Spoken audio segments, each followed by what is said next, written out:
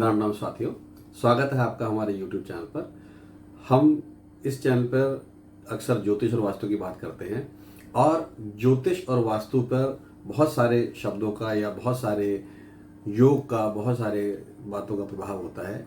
अगर हम ज्योतिष की बात करें तो ज्योतिष शास्त्र का मतलब है ग्रहों का मानव जीवन पर जो उनकी ऊर्जाओं से पड़ने वाले प्रभाव से जो संभावित घटनाओं की गणना को हम ज्योतिष कहते हैं।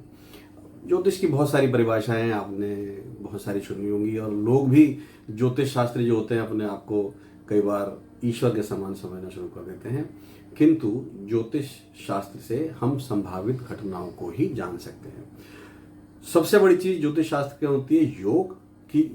योग का प्रभाव किसी कुंडली पर 50% होता है। फिर उसके बाद दशाएं होती हैं, दशाओं का 35% होता है और उसके बाद गोचर जो 15% काम करता है, जो कि केवल डिलीवरी का काम करता है। गोचर किसी भी घटना को डिले कर सकता है या जल्दी कर सकता है, पर वो डिलीवर जरूर करता है।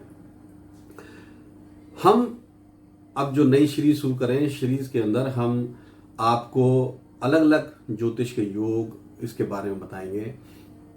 बहुत सारे योग हैं, कोई गिनती नहीं है, लाखों हैं, करोड़ों हैं, क्योंकि ग्रहों के जो कॉम्बिनेशंस हैं, उनके ग्रहों के जो आपसी संबंध से जो योग बनते हैं, उनकी गिनती बहुत सारी है। लेकिन फिर भी मैं कोशिश करूंगा कि कुछ योग मैं आपके साथ यहाँ पर साझा करूं। आपके मन में अगर किसी योग के बारे में विशेष जानकारी लेने की है या कोई शब्द ऐसा ज्योतिष का आपके मन में है जिसके बारे में आप विशेष जानकारी चाहते हैं, आप हमारे को मैसेज कर यूट्यूब चैनल के मैसेज बॉक्स में हमें कमेंट डालकर आप हमें पूछ सकते हैं। हम उसके ऊपर भी जरूर चर्चा करेंगे। आइए हम शुरुआत करते हैं। धन एक ऐसी चीज है कि जो हम सबको उसकी जानकारी चाहिए होती है कि हमें पैसा कब मिलेगा, और धन कई बार अचानक मिलता है, जिसे हम कहते हैं कि अकस्मात मिल गया, पता भी नहीं हमें धन कब मिल सकता है, हमने सोचा भी नहीं, लेकिन अचानक धन के योग होते हैं। वो किस प्रकार हम देख सकते हैं? देखिए, किसी भी कुंडली में मैं जो भी आपको बताऊंगा सामने कुंडली पर भी बनाकर दिखाऊंगा और उसमें भी समझाऊंगा कि कैसे उस योग को आप खुद भी देख सकते हैं या समझ सकते हैं अपनी कुंडली के द्वारा।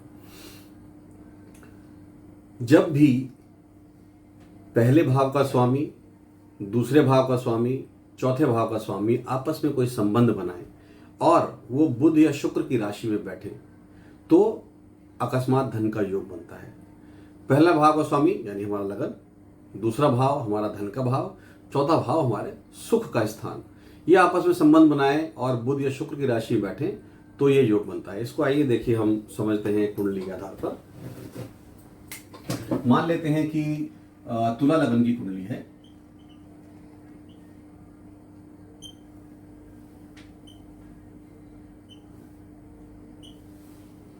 हमने कहा पहले भाव का स्वामी वो शुक्र है, दूसरे भाव का स्वामी मंगल है और चौथे भाव का स्वामी शनि है।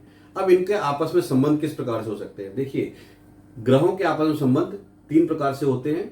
या तो वो एक दूसरे के साथ युति करते हों, या एक दूसरे के घर में बैठे हों, या एक दूसरे को परस्पर दृष्टि से देखते हों। तो इसको हम ज्योतिष के लैंग्वेज में, ज्योतिष की भाषा में इसको हम कहते हैं पीएसी, यानी परिवर्तन योग। पी से परिवर्तन कर रहे हो, एक दूसरे के राशि में बैठे हो। ए से मतलब आस्पेक्ट कर रहे हो, एक दूसरे को परस्पर दृष्टि दे रहे हो।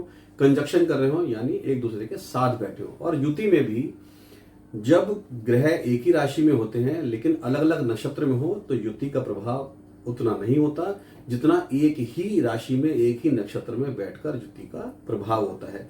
ऐसे ही दृष्टि का भी होता है कि अगर एक ही प्रभाव राशि के नक्षत्र या एक ही प्रकार के नक्षत्र में बैठ के अगर देख रहे हो एक दूसरे को, या जिसको हम नक्षत्र का ट्राइन कहते हैं, उनका प्रभाव ज्यादा होता है।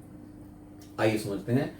अब मान लेते हैं कि शनि और मंगल यहां पर बैठे हैं और शुक्र यहां पर बैठ के दृष्टि दे रहे हैं, लेकिन हमने क्या बताया कि बुध और शुक्र की राशि में हो तो शनि मंगल का यहां बैठना उतना प्रभावी नहीं होगा, लेकिन शुक्र अपनी राशि में बैठे हैं तो उसका प्रभाव आपको दिखेगा।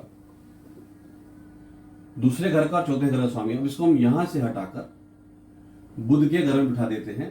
बुध का घर ये मिथुन राशि, ये भी बुध का घर है। और शुक्र को हम अगर शुक्र को भी हम यहाँ साथ बिठा दें तो बुध की राशि में तीनों हो गए, लगन का स्वामी भी हो गया, दूसरे का स्वामी भी हो गया और चौथे का स्वामी भी हो गया। इन तीनों के मिलने से, युति करने से ये योग बन रहा है कि इस जातक की जीवन में जब इसकी दशा आएगी, गोचर साथ देगा, तो इन्हें अकस्मात धन की प्राप्ति जरूर होगी। ऐसे ही इसका एक और तरीका है कि पहले भाव का स्वामी, दूसरे भाव का स्वामी और 11वें भाव का स्वामी, पहला लगन है, दूसरा धन है और 11वां लाभ है, इन तीनों के स्वामी आपस में अगर एक दूसरे के घर में कहीं बैठ जाएं तो भी अकस्मात यानी अचानक धन की प्राप्ति हो सकती है व्यक्ति को। इसको ऐसे समझ लेते हैं, शुक्र है, शुक्र 11वें भाव में बैठे हुए हैं, मंगल लगन में बैठे हुए हैं और सूर्य दूसरे भाव में बैठे हुए हैं, तो ये तीनों एक दूसरे के घरों में बैठे हुए हैं।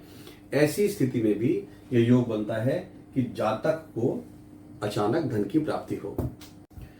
एक और धन की हानि का योग है कि जो बड़ा जेनरिक सा हो सकता है, पर फिर भी है, मैं आपको जरूर बता दूं, जो मेरे को एकदम याद आ रहा है।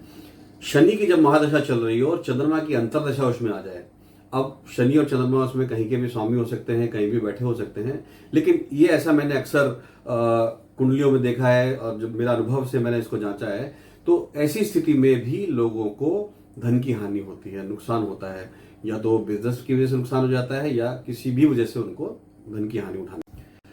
धन लाभ और धन की हानि को आज हम इसी में सीमित करते हैं और हम अगले वीडियोस में ऐसी ही कई अलग अलग जानकारी आपको देते रहेंगे।